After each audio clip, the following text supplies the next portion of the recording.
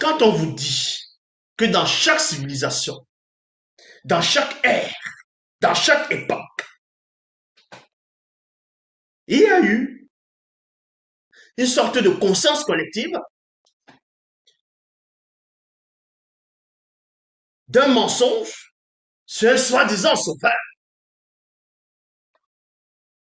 Parce que Satan savait que ce sauveur allait venir, que l'un de deux allait se manifester en tant que sauveur du peuple noir.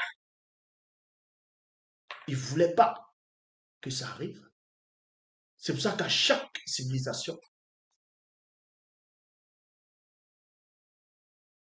il séduisait ces gens. Il séduisait des personnes. Il séduisait la nation, une grande partie, par les démons religieux de haut rang, afin de manifester une doctrine mensongère.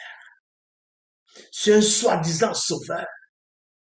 Et c'est là que vous allez voir que quand vous étudiez l'histoire des religions, vous étudiez l'histoire des peuples, des civilisations, vous allez voir que dans chaque peuple, dans chaque croyance, il y a eu un soi-disant sauveur. Il y a une histoire fabriquée. Les Osiriens, donc on va appeler Osiris, Horus, Bacchus, les Bouddhas. Donc vous pensez que votre Jésus, c'est nouveau. Vous là, vous êtes né, vous dites Jésus, Jésus. Hein? Vous savez comment Jésus, comment en Afrique ils ont fait pour accepter le soi-disant Jésus?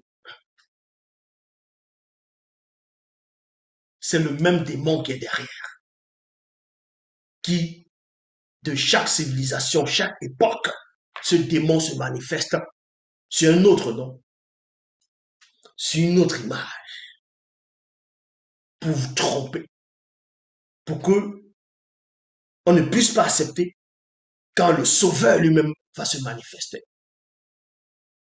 Donc il veut brouiller les pas, il veut contrecarrer. C'est ce que Moutatedi avait annoncé lors qu'il a donné la sentence pendant la chute.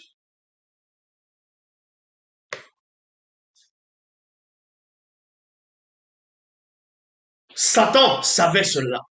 C'est pour ça qu'il a tout fait pour brouiller les pistes, pour brouiller les pas, pour distraire le peuple, pour que quand le Sauveur viendra, les gens diront, oh, c'est encore un parmi tant d'autres. Est-ce que c'est lui le grand Sauveur? Est-ce que c'est lui qui a été annoncé par les patriarches, par les initiés, par les prophètes, par Moutatidi?